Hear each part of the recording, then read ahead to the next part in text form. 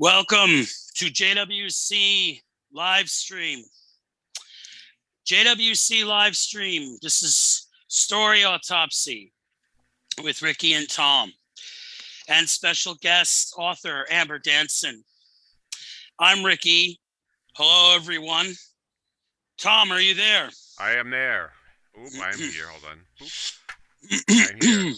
That's good. Excellent. And Amber, how are you today? I'm doing pretty good. Wonderful, wonderful. Time for another creative episode of JWC live stream. And we had one on Monday that was sublimated poesy with Ricky and David.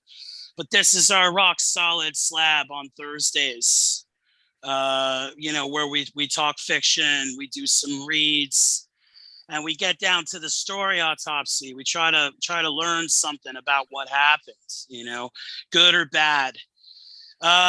So in as far as that's concerned, I've been writing this sci-fi novel, Chiron 6.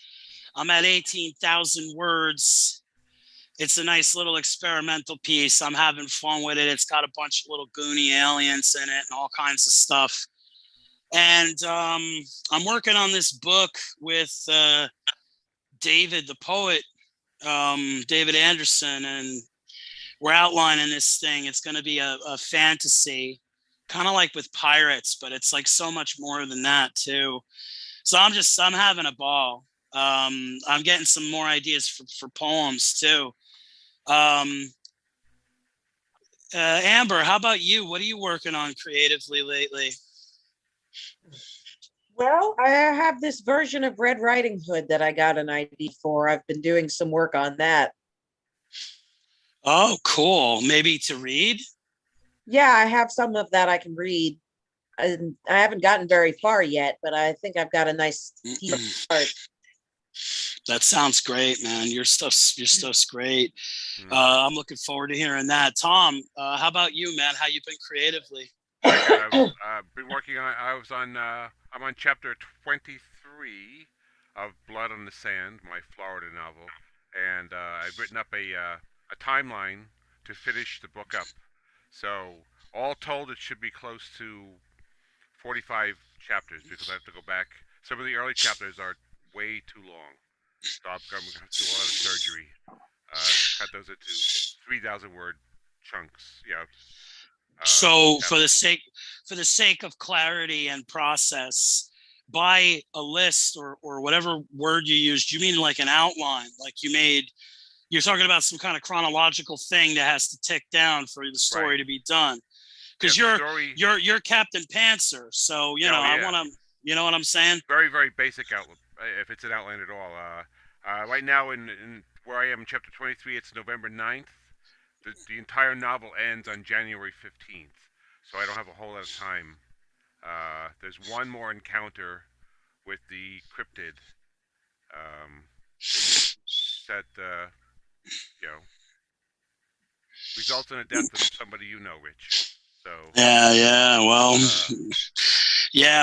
that there's that monster down there. He's I won't say anything. I don't want any spoilers, but you got a good tale there. I'm looking forward to seeing how this thing wraps up. I've been hearing you talk about it and reading little snips of it for years. Yeah, I think I finally can see the end, and like I said, I did a half a page of notes that were like sort of a timeline, not even outline, just Christmas time, early January, and then everything just a few days. It's out, January 15th. It's over. I haven't thought of it. I was stuck on an ending. I have an interesting way to. I think I'll end it. We'll see. Say nothing because I want to. I'm going to read that thing. That's that thing. I've been there since. I don't want to say since you started it because I think you started it before I even knew you, right? 5 like how. Ago. Yeah. So that's like almost. It's close. I know you for a while now, but well, that's great, man. there's nothing like being able to see that light at the end of the tunnel when it comes to some project sure. you're working on, you know? And now I'll be free to come up with a new project to write down in Florida. That was this one. Yep. This one I strictly write. I was always writing only in Florida when I was down there. Yep. I remember. Yeah, which is Yeah. a really cool thing. Like You know? 50, 60 pages in the week I was down there. And Yep. but if I finish, you know, we'll start a new project. Maybe I'll do the Emily sequel down there. Yeah, that's the thing. I mean, we got to be creative obsessors if we write on our vacation, you know? I mean, it's just so important to us that we can't put it down. And if I went on vacation, I could see myself doing that too. But it's a genius concept that you have your own faraway muse, you know, that you've been working on in that condition. It's interesting for the sake of inspiration. But you know, thinking back, since I've been writing, I've always brought my writing with me on family vacations. Just because it's something I had to continue with. I didn't want to skip a week. Or say, it says a lot though about the devotion and the dedication to process and craft and creativity, that it's like, well, I what would I do if I didn't have it on vacation? You know, that's probably what you're thinking. You'd be anxious. Oh yeah, I mean, you know? it's not drudgery. It's absolutely joy. No, that's why it's not a mystery to me. Pardon me, I'm dwelling on it because I want our listeners to kind of get the idea that it's like, because they'd be like, why are you writing on your vacation? It's like, no, that's exactly when you write. It makes sense to me. I'll put it to you that way. Well, that's great. I have a perfect opportunity to write. When I get up every morning, when we're down in Florida, I know I have a good 2.5 hours before my wife and daughter stir. So Yeah. All that time, peace and quiet, to drink my green tea and have Discipline. something and just write and no sound, whatever, you know. And it's. I gotta get back to the regiment. I used to set my alarm earlier, and it's like, I don't know, lately I just been needing more sleep, but I gotta get back to early mornings. There's nothing like being able to wake up at 6 and throw down like 1,000 words right away. I mean, it sets your day off really well. Yeah, definitely. So I think we'll start, if it's cool with Amber, we'll start with her. She's gonna read this Red Riding Hood story, which should be a real trip coming from her voice. So Amber, are you ready to go? You think you got it? Yeah, I just have to switch tabs real quick, and this machine is slow. Yeah, okay. Take your time. Take your time, man. And then we'll have a nice read. I want to for my screen, but if it doesn't cooperate, I can always read it off the other screen. Yeah, that's okay. You know, it'll be a pleasure to hear it in any case. Sometimes we have technical difficulties, folks. You gotta bear with us. Here it goes. Now it's sharing. Or now it's loading. Let me share. Yep. Red Riding Hood. It's it's interesting. I gotta reread my Bug Essence story. I should read my Bug Essence story again. If I ever read it at all, it's been a while. Yeah, I'll break it in half, you know, since it's like 4,000 words or whatever. That would be a good one. That would maybe have a commonplace between you guys.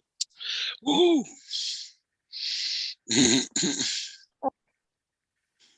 Hers was a feral intelligence, a simple mind focused on the harsh realities of survival. Thought of herself as having a name, it would have been Winter, 150 pounds of savagery wrapped in white fur. A wolf in her prime, Winter had bigger concerns than her own survival. A lone run had turned into a waking nightmare. She understood the concept behind a trap, She had seen, and occasionally eaten, other animals caught in human steel. When fierce pain clamped onto her front paw, jerking her to a stop, she had a few moments of panicked thrashing before she figured out what happened. Panting, she lay at the end of the chain and tried to think. The agony in her paw made this difficult. She fell to licking it, whimpering. Tearing at the trap with her jaws only hurt her teeth. Pulling sent fiery spikes through her whole leg. At last, she was forced to subside with a whine. Time melted into meaninglessness. Pain became her constant companion. As her teeth swelled with milk, the ache in her underside became a hot counterpoint to the throbbing in her paw. Distant, the wind brought her the whining of the pups. She tore at the trap again, but it only bloodied her ankle. Winter lay still in late snow, scanting ascendings of white plume into the early morning air. Before long, the hunter would come. Unable to help herself, Winter bounded and danced around a central point, fighting mindlessly against the trap. She had to reach her pups. Footsteps crunched in the snow. Growling softly, Winter angled herself away from the sound, tucked between her legs and ears flat to her skull. She might be trapped, but she would never lie down and accept death. A small shape came into view, shrouded in red. Color was a tricky thing for Winter's eyes, but she recognized scarlet, and the color made her hungry. Thoughts of hunger and blood and warm flesh had her pressing herself against the ground. The hunter would kill her now. Would it be a swift arrow to the heart or the stunning blow of a club to the head? Oh, my heavens, a young voice piped from the depths of the red folds.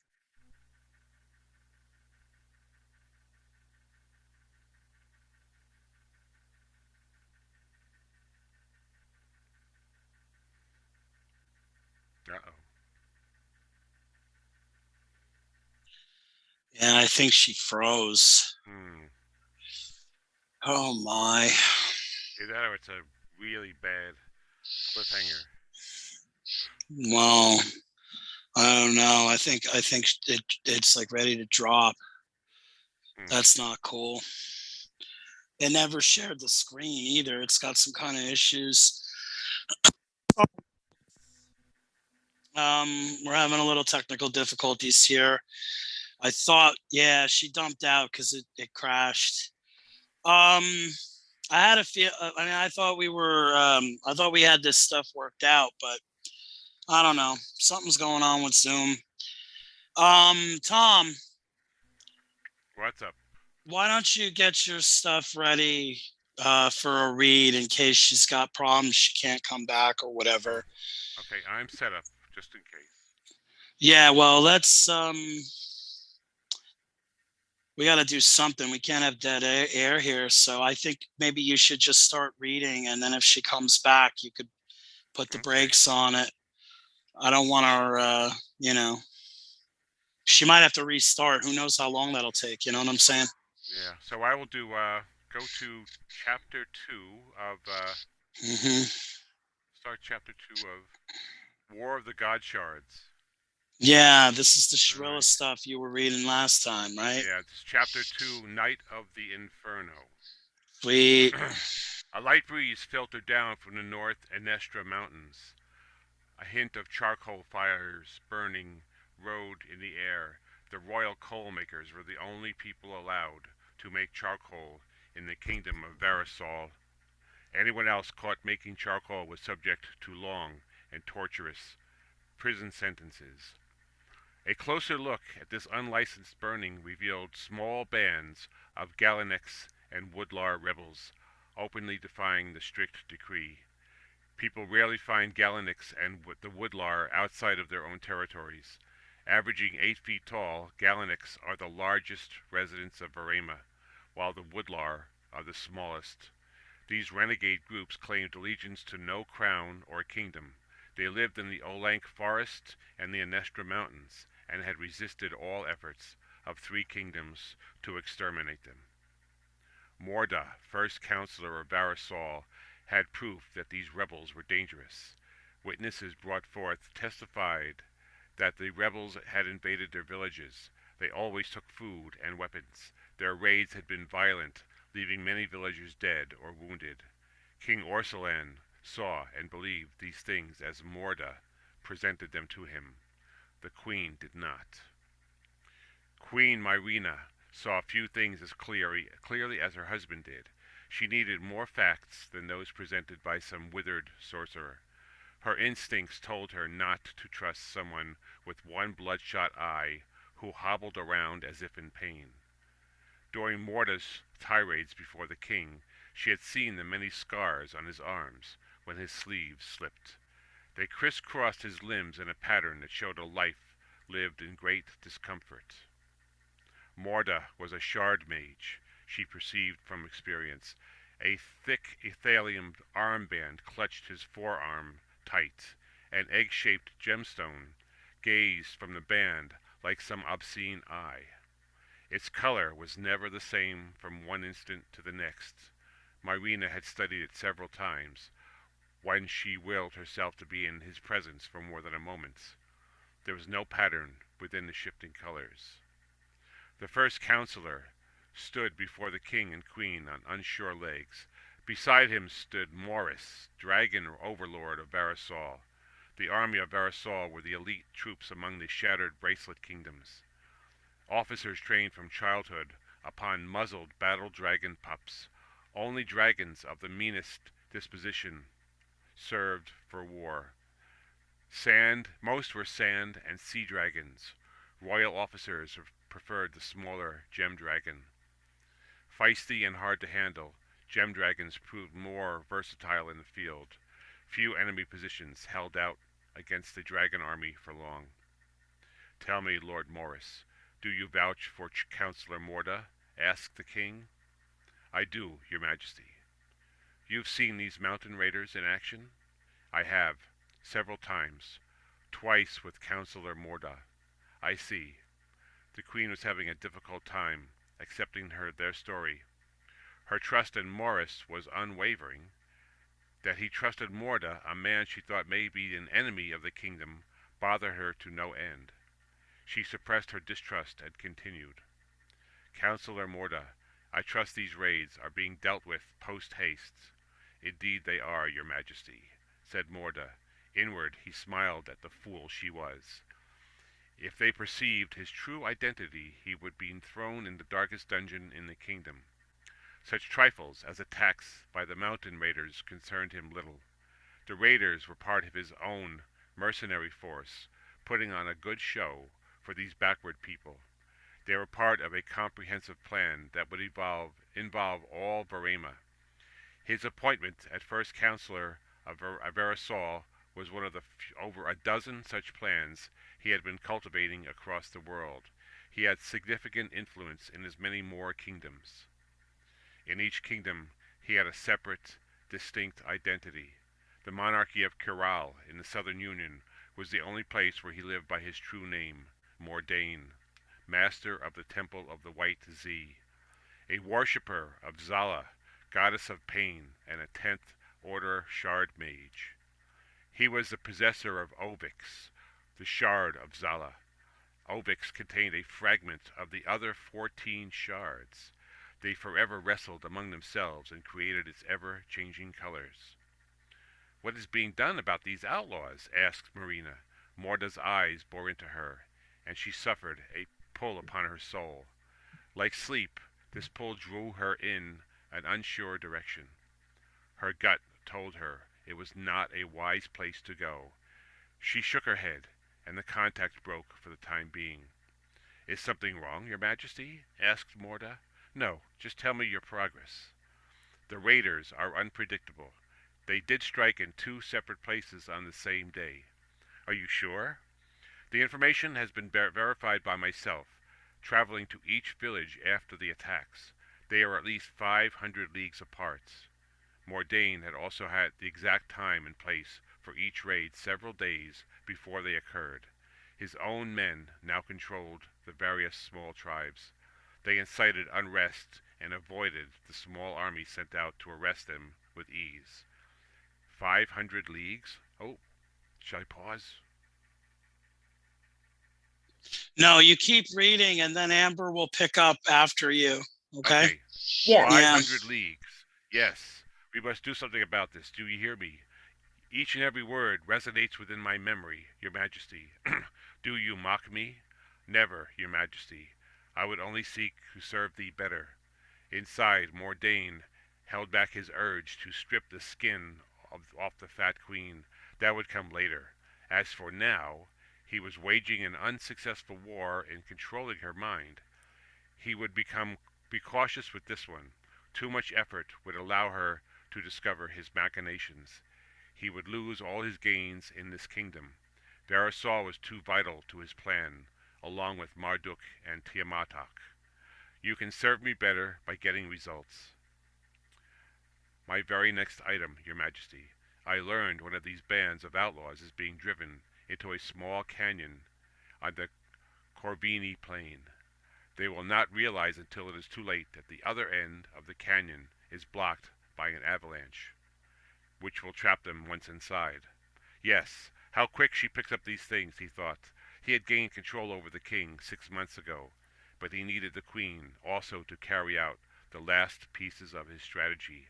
Only then would he leave one of his mages behind to guide the kingdom in his direction.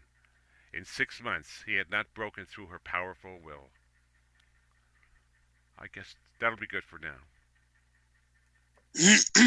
No, So, fantastic. We have a real villain there. Mordain, yeah. Yeah, in hiding, and you have, and again, another great scene at court. You got a lot of world building with the god shards going on, the concept of a shard mage and all that stuff.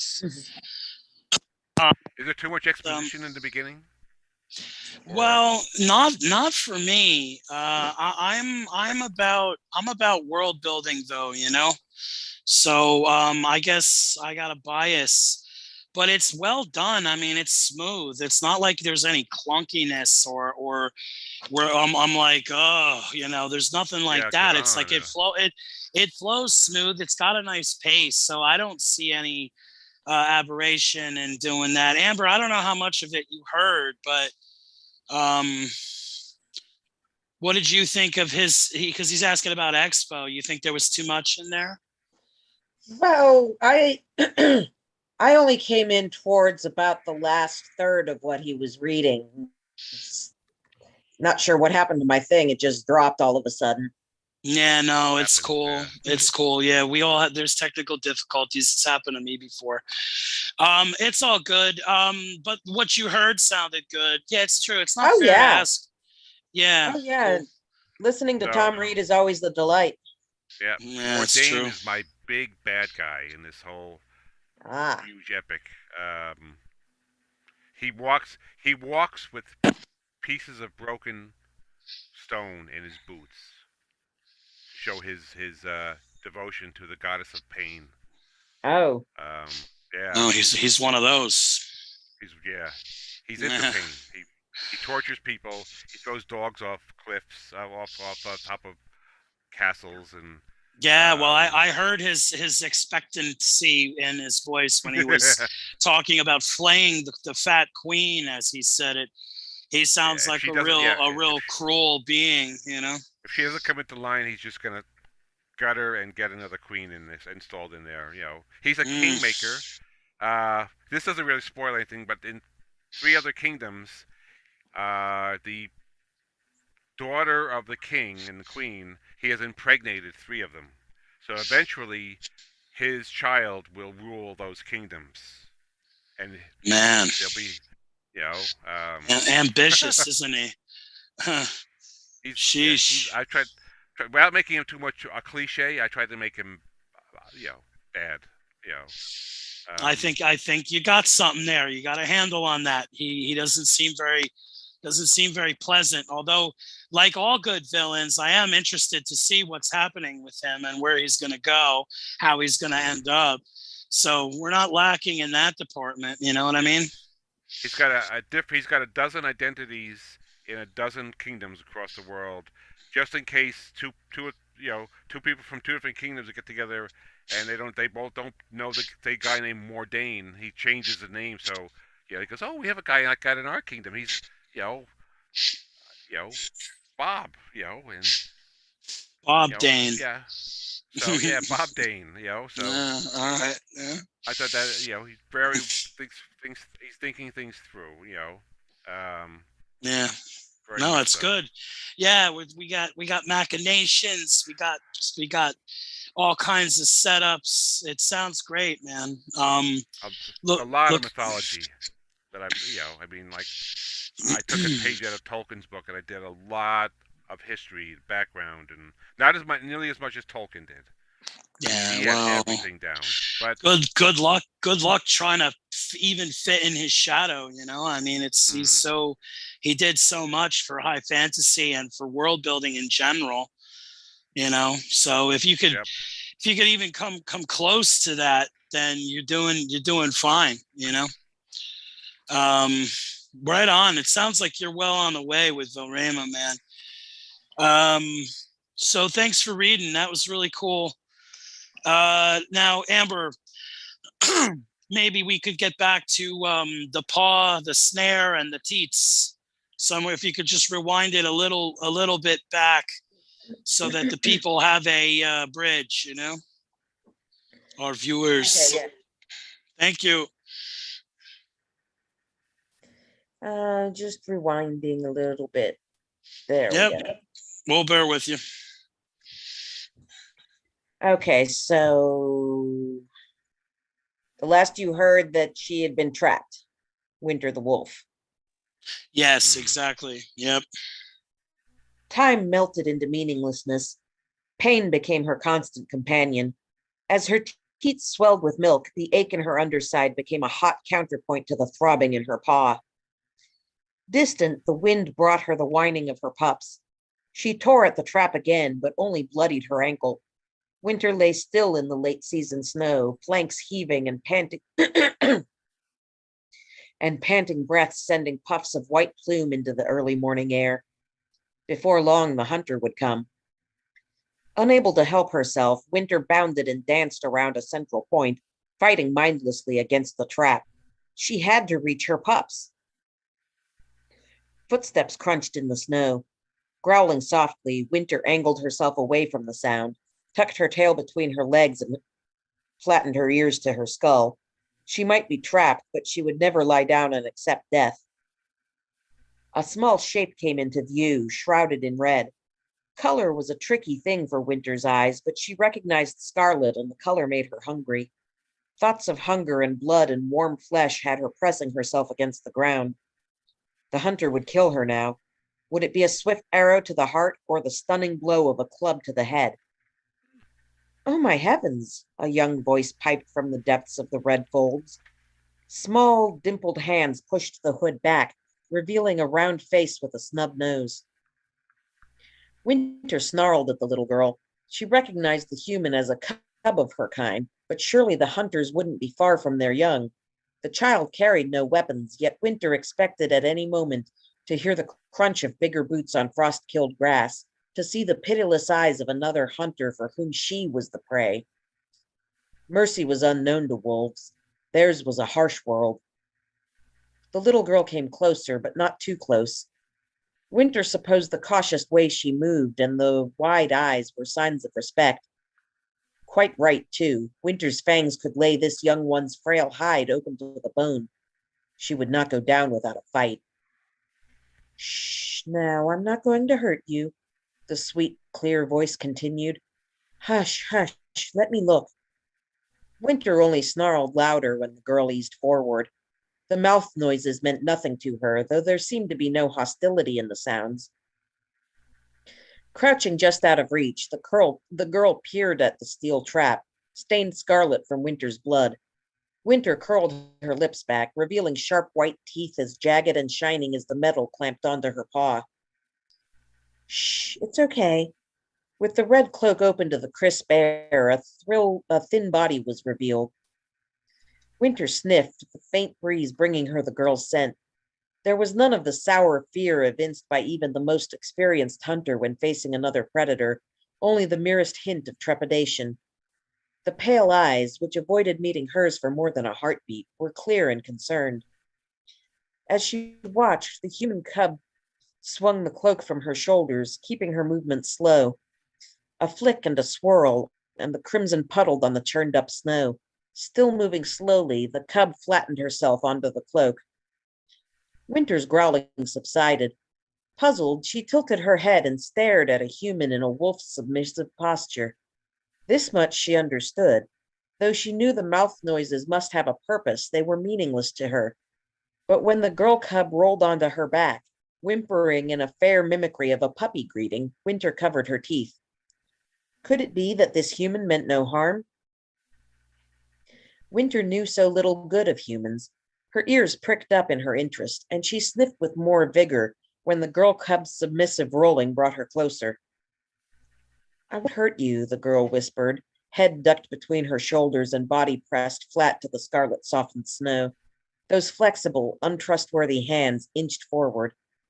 Winter bared her teeth again, but subsided once more when the girl cub whimpered like a hungry pup. Milk dribbled from Winter's overfull teats. She let out her own whine, ears set to the side to express uncertainty. Hush now, hush. Let me help. While those tiny hands continued to move, the voice sparkled along Winter's nerves like starlight scattered across an inky sky. Gripped by forces she didn't understand, Winter lay her head on the ground. Fixing her ice blue eyes on the girl cub's alarming hands, she kept her ears perked for the merest whisper of that voice, caressing her like a soft summer breeze. I can get that thing off you. You can trust me. Just let me take a look. The hands reached, but not in threat. Winter's ears went back, then up again. Little fingers touched her sore paw, and she growled. Hush now. Shh. Let me help. Winter lay still, willing to listen for as long as the girl kept talking. The sounds were right on the edge of understanding, vibrating with reason and purpose. How intelligent were humans? Fingers wedged themselves between creamy fur and cold steel. Nails, pathetic compared to her own, yet they hurt scraping the wounded flesh. Winter whined. Shh, just a second, I can do this. The girl cub grunted and strained. The trap screeched like an angry eagle deprived of its prey. The pressure eased, but only for a moment. Let me try again. I can do this. Puzzled by the wobble in the girl's words, Winter swiveled her ears and focused her icy gaze on the pale face now so close to her own. One snap would end this creature's life, yet she willingly dared Winter's fangs, dared the wrath of her own kind to save a wolf. For the trap, squealing in protest, slowly opened under the girl cub's efforts. The terrible pressure eased. Winter pulled her paw free the moment she could and darted into the forest. Her tripod gait carried her a few bounds before she skidded to a stop and turned to look at the human cub who had saved her. The girl sat on her heels, watching Winter but making no move to chase after her. Winter circled around her once, sniffing the breeze as it brought her scent before moving closer. Something like the wonder of a pup upon their first emergence from the den filled the human scent. Winter edged closer, wanting to express her gratitude to the strange human cub. The cub held herself motionless. One alert glance around the forest, her ears swiveling, but there was nothing larger than a squirrel around. Sensing no danger, Winter crept forward, keeping her movements slow. And that's as far as I got. Very tasty. Yeah, you could say that again, man. Just real, the voice is just like it's fantastic, just profound. Because I could see the forest and everything you're doing with the brutal anatomy, like the anatomical awareness of the wolf, the instinctual panic, the maternal awareness needs to go back, feed the babies, and then her proximity to the human. Just that envelope of significance helps with the tension, and it really, really gets you caught up in it. And the dialogue was sweet. The fact that it's transferring back and forth between a wolf and a human. At least that's how it seems to be. Not entirely sure, but really just great. I mean, and your poetry in there is like, wow, Everything is right where it should be, and the pacing. Tom, what did you think of that read, man? Very good. I enjoyed that a lot. Yeah, It's yeah. it was had me thinking about other where that this story could really go. I mean, I always considered Red Riding Hood like one of the original werewolf stories, you know, and Yeah, I could see that. wolf walking around and knocking on the door, talking to people. I mean, Yeah. so Right on, right on. but Well, thank. it was Go ahead, Tom. Go well ahead. done as far as atmosphere, and tension, and you know, Yeah, absolutely. it could go in any direction. So Yeah, well, we want to hear more of that when it gets closer to being done. Thank you for reading, Amber. That was great. So now for our third segment, we get into a little topic which always it always interests me.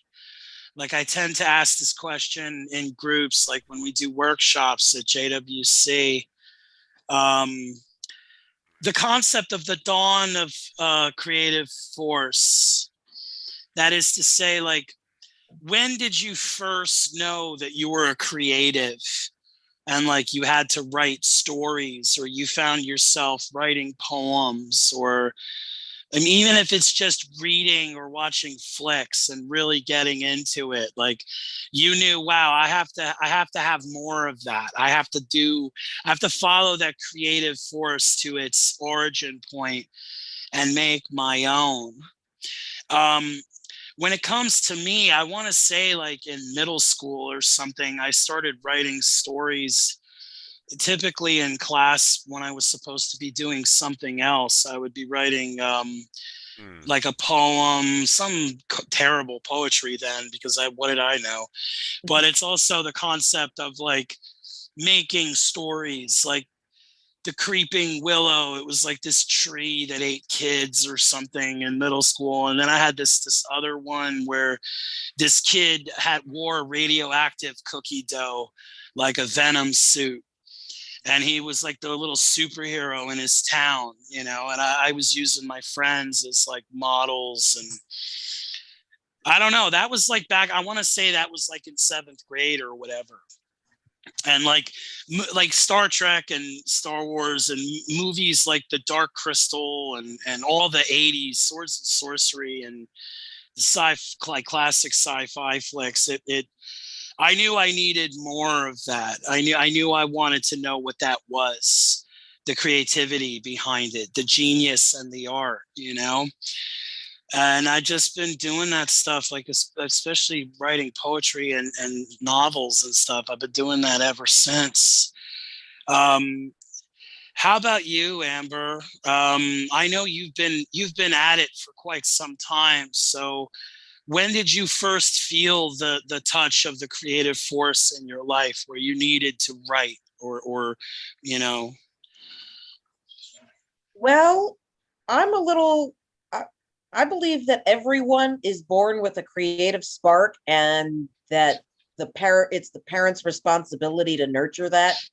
mm, And I mean, it's not necessarily the same degree of spark for everybody because everyone's different, but kids get the creativity bored right out of them in school. But I was fortunate enough to have it nurtured at home. So I can't think of a time when I wasn't creating characters.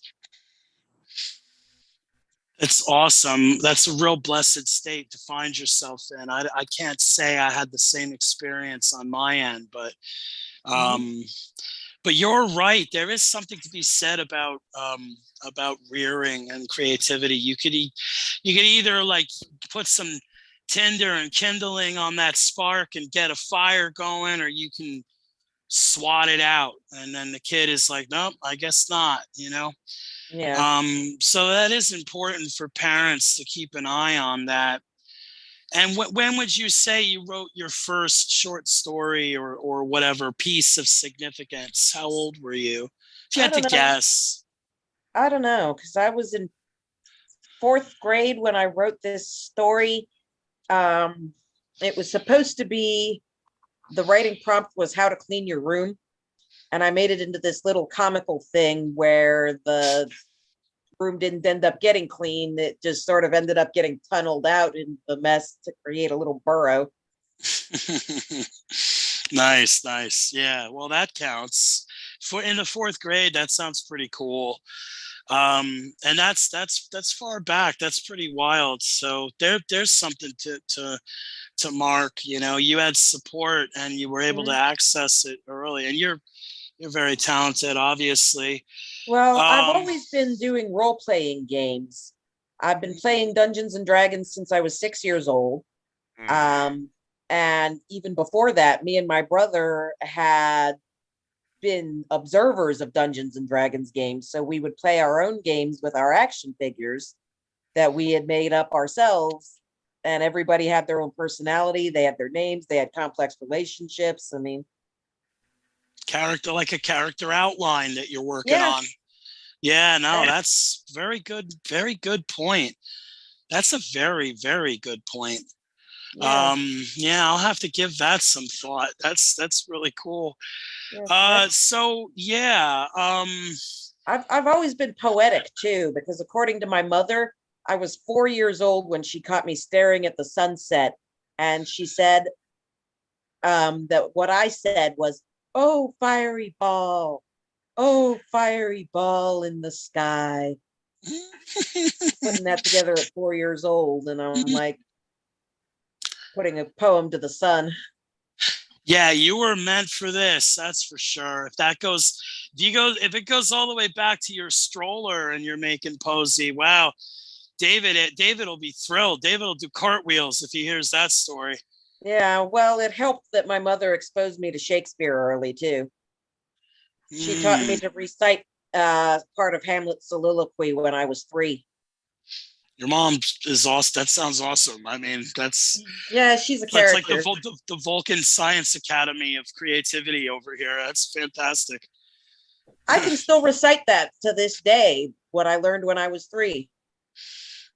That's a good thing. I can barely remember what I did this morning. So right on. It's admirable. So that's an awesome thing. And that's why we ask these questions, because it's like you get those little stories, because creativity is a deeply personal thing. No matter who you are, no matter what you're doing, it's like you have to, it goes back. It has deep roots, Tom, how about you, man? When did you first feel the veil of the creative force come over your life, come into your mind? Wow. I think I've always been a storyteller, being always playing what if in my head. Yeah, what if this happened? And, yeah, that's right. On the 5th grade, I started. There was a couple of old gentlemen that came in to visit my father. They were war veterans, because we lived across the street from the Menlo Park Veterans Home, and they would come in, and they were from, I believe they were from Italy originally. Ooh. And would spend all Saturday or Sunday afternoon telling us the old tales of the old country, Romania and whatever. And I was there hanging on about the fairy tales and stuff I didn't hear from the Brothers Grimm, which I thought was pretty cool. And I started poking around, writing little paragraphs of those stories and saying, someday I'll turn these into real stories. I don't know where they went though.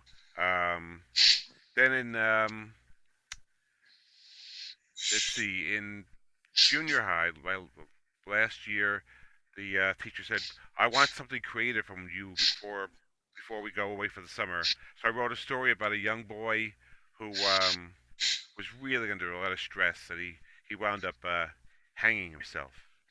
Ooh. And he had a girlfriend that was trying to always getting there one step behind him, because she knows if she could catch up to him, she'd be able to stop him from hurting himself, and she got there too late, and actually made my teacher cry. I mean, that's. Boy, if I can make somebody cry, there might be something to this. Yeah, you know it. So. You know it. I mean, What grade were you in when you wrote that That story? was 8th grade. So your teacher got clotheslined out of her chair when you gave her creative, didn't you? I mean, Yep. she's probably scratching her head all summer about that one. Where'd That's that story awesome, come Tom. from? Yeah. I Well, mean, it just was I'm really amateurish. Yeah, but well, still, 8th grade. I mean, what what can do you you? Yeah, expect? Yeah, I mean, it's not gonna be a masterpiece in 8th grade, but the point but being just though the is like, sentiment was there. Was I built up suspense, and I had the girlfriend there, and he was yeah, talking to her. She says, "Don't do anything drastic. I'll be there this afternoon." And he's like, and he decided, now I'm gonna go walk on this bridge, and he saw this cable there. He goes, "Boy, my life is really lousy," and he was, and brutal. she, yeah, it was. My mom still brings it up every once in a while. She goes, "Remember that story you wrote in the 8th grade, and everybody was crying when they read it?" It's like, yeah. So They should have known. They should have known then that you had some kind of fire yeah, inside you. If you reached out, you get in tears in the eighth. yeah, And I mean, you're saying it's amateurish, but it couldn't have been lousy if it was able to do that. You know what I'm saying? yeah. Like To hang it together, and must. you know, Yeah. I had sentences in it, and Well, let's hope it so. was, it was. Yeah. But I wrote a few more stories. I wrote a story called the Blue Lake, about a Mhm. spaceship that crashes in what they think is an ocean or a big giant lake, and they keep getting um, this gigantic, like, weird duck thing keeps approaching them and moving away, and finally it turned out that they were on this raft, and they were only about as big as a mouse, and they got sucked into the pool. What do you call it? The filter thing, and they were gone. But it was an interesting experiment. I like the giant duck thing. That's Yeah, it pretty was a good. floating. It was what it was like Yeah. so they put a kid around the kid's waist. It was like, it would come in, and they were like, "What is that?" And it would go away with the wind, and yeah, it was It weird. probably looked like a building. It was so big, you know. So huge, yeah. Yeah. And then I wrote a few things, and then college came along. First year in college, I took a creative writing class, and that's where John Pentgren was born. So Oh, it goes all the way back to then, eh? All right. to It's funny, I never how actually took any creative writing courses beyond high school. I never went to college. I taught myself everything I know about writing between reading, studying other people's works, and reading self-editing books and how to craft story type books. And yep. And then you just I'm self-taught too when it comes to my voice. And Tom, I mean, maybe you took some classes, but I would imagine one. yeah, that's the thing. I would imagine the majority of what you got, you pieced together by experience doing it on your own, right? Yes. that seems to be I the way read a to do lot of it. Ray Bradbury. Yeah, I think so. He did some nonfiction works, and Robert Heinlein wrote a book about writing, and I read a few of those, and they all basically kind of said the same. Is like he said, everyone has their own unique voice. You just have to write enough words to bring that voice out. And Ray Bradbury Yeah, says, when you write a million words of fiction, you'll have your voice. right on, man. So I mean, a lot. I didn't go to school for any creative process, but I did listen to some lectures from the Naropa Institute. It's online, Jack Kerouac's School for Disembodied Poetics. The Beatniks basically made a writing school near Boulder, Colorado, and some of them are the actual beatniks, like Ginsberg, Corso, Burroughs, and it's them giving classes that they recorded. And it's like some of that stuff is very, very revealing, interesting, according to process. Like they tell, like Burroughs says, you write 3,000 words, you keep 1,000, you're doing fine, you know. And he's like, eventually the gap will shrink or whatever, and you'll be where you need to be. Little lessons like that from these people who are prolific in words. But otherwise, I can't say I have any academic, you know, Mhm. credit to that end. Well, that's cool, man. Go ahead, Amber. You were going to say something? Oh, I got a lot of encouragement from my high school creative writing teachers, and I was placed in AP Advanced English, but I That don't was think the wise. I don't think the writing thing came as a surprise to either one of my parents because they both dabble in writing. Dig it. Yeah. Yeah. It My dad wrote a funny erotica story that had a sort of Romeo and Juliet ending and involved valuable plastic tubing. Yeah. I see where you're headed with that. Yeah. All right. Well, that sounds interesting. And my mother wrote a version of King, not a version, has an idea for a version of King Crushbeard and wrote a thriller. That's cool. Hmm. I haven't read any of your mom's stuff. That might be nice. Yeah, I should get her to get back into it because Turnabout's really good, and if she could get it sold, she could make a little money. True. Yeah, and it would be great just to It's have about another. this woman outwitting the serial killer who kidnapped her. Oh, okay. That's got potential. Yeah. Yeah, right. Sounds interesting. I check that out. So yeah, that's great. And we learned a lot about the early creative process just by hearing our stories, our answers to that question. So before we plug, three favorite sci-fi flicks, and by that I mean the ones that inspired you, um, that altered your consciousness young. Like mine, I would say are RoboCop, Star Trek: The Motion Picture, and Terminator. Hmm. I find that my fiction tends to revolve around concepts of AI or synthetic intelligence or non-human intelligence, and the concept of what that means for data and communication, expression, etc. And I remember watching the first Terminator on HBO when I was a kid, and just that concept of dystopian world building, and the fact that my house was very politically charged when I was a boy, so we were very aware of the Cold War. So back when that movie hit, I knew about nukes and stuff. Like I knew, but my parents let me know about that. I don't know about creativity, but I was always aware that we could be like atomized at any moment because of our location where we were on the East Coast. So the idea of Terminator, it was like hit, and then the idea of this machine gloved in flesh, Hmm. and it translates to RoboCop. It like I knew I liked cyberpunk like way before I even knew what cyberpunk was, because between Terminator and RoboCop, I was like, oh well, this is becoming a robot. Because when I was a kid, I was like totally into Transformers or whatever. So this is neither a robot nor a person. It's marbling into both. And that's why, again, Star Trek: The Motion Picture, spoiler alert, but that whole thing with Ilea where she gets assimilated by Hmm. V'ger, and then she comes back as that machine.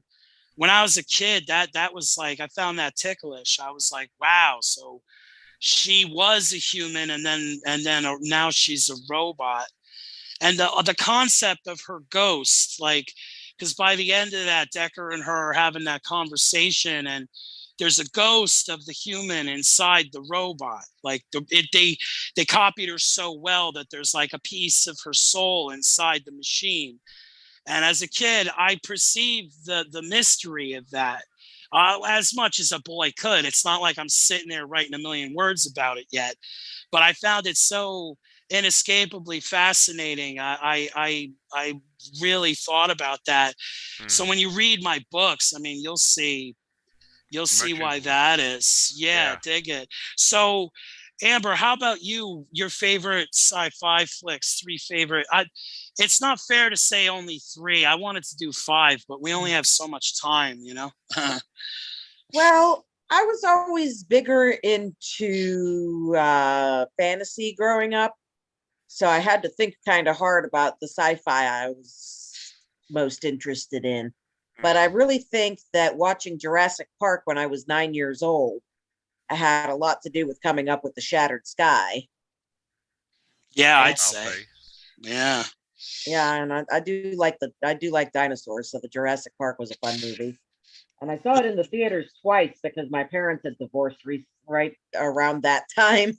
So my dad took me and my brother like 1 week, and then and then the next week my mother took us.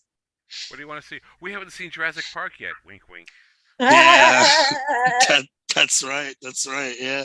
There's a silver lining to that cloud. So you got to see. Yeah, and I'm not taking anything away from you. Jurassic Park it's a masterpiece. I mean, it still holds up today.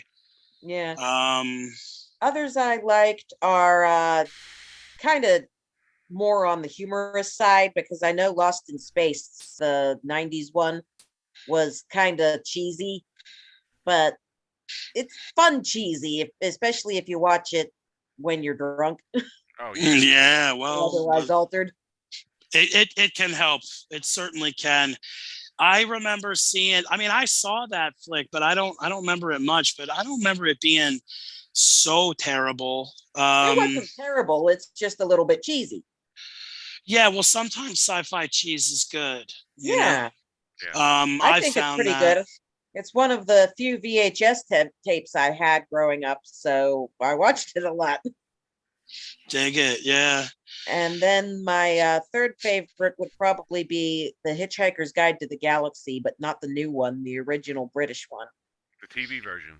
Yeah, the TV version. Yeah, very well Uh, done. It's not, I count that as a movie simply for length, but that one was just, Douglas Adams is brilliantly funny. Oh yeah. Just the concepts that he came up with were amazing. Just pulling things out of the air, you know. Yeah, it's like, oh, you This can brick, fly maybe if you this want brick to. will You be just my have, friend. Flat, you know. Mm. you can fly if you want to. You just have to throw yourself at the ground and miss. Oh, nice, nice. Those are very honorable choices when it comes to sci-fi. I can get behind that. That's very cool, and I can see what you mean. Um, Tom, how about you, man? I Uh, know you and sci-fi go way back, so right. three is painful, but give us three. Well, people's favorite things, movies, books. I really tend to believe our all-time favorites tend to be like the ones we grew up with, right? Yep. Um, so for me, the movies that really probably had the most influence on me, The Thing from Another World, the original 1951 version. Yeah. They found the thing in the block of ice and it melted and got out. Um, let's see, the Invasion of the Body Snatchers, the original, Yeah. Those um, are creepy flicks. and Them. I don't Them. know. Which one Oh, is them? Them is Forgive. where they find 9 years after the first atomic bomb explodes in New Mexico. They find a colony of 10-foot ants. Oh, Uh, that's that. It came from the desert. Is that well, also? that's inspired by Them. Oh, Yeah, okay. very much so. I know what you mean though, and I should have trusted my judgment, but I haven't. I mean, I saw that once on like TBS like a billion years ago, but I haven't seen that in forever. It's really, really. I mean, those three movies have the elements that I deal with the most, like Critters Yeah, that's and true. Loss of Humanity, with the Body Yeah. Snatchers, Yep. and also an Unwanted Visitor, The Thing from Hmm. Another World, That's who's true. intending great harm for the world. You That's know, and true. there's a lot of other great ones, but those three, are phenomenal. I mean, as far as what they were, the remakes are for me. Um, Yeah. but no, they haven't touched them yet, which is I'm so glad. Um, Well, I mean, that's the thing I think we're getting to the bottom of here is like the early stuff you're exposed to It impresses, there's an imprint, and you find yourself writing about that stuff that moves you. So there is something about that when it comes to the dawn of creative force in one's life and the influences they're exposed to. That inspiration leads to your own muses. Yep. So it's like the fact that we're mentioning that stuff, and I mean, like you're saying with the ants, Amber's talking about the dinosaurs from Jurassic Park. Me with my cyborg AI trip. I mean, I guess it does make sense. It gets to you early and it never leaves. You know what I mean? Especially if So, if it's good. I mean, I'm a yeah, bad movie gourmet. I mean, I've grown up watching hundreds and hundreds of terrible movies, and yeah, but the really good ones, you know, really make a good impression on you. I mean, that's they true. stick with you. So That's true. I actually spent more time playing Dungeons and Dragons or imaginary role-playing games that I made up with my brother and our friends than I did watching TV when I was growing up. that's probably a good thing. Yeah, I was about to say it didn't do you any harm. No, that's I was of the play outside until the streetlights come on generation. Yep. So it was like that with me too. I did a lot of playing, but I was constantly steeped in cinema. I was too young to be watching, and video game obsession, and yeah. books, eventually books, like if it be comic books or chapter books, whatever. But just the idea of transportation, going to somewhere else, that was my bag.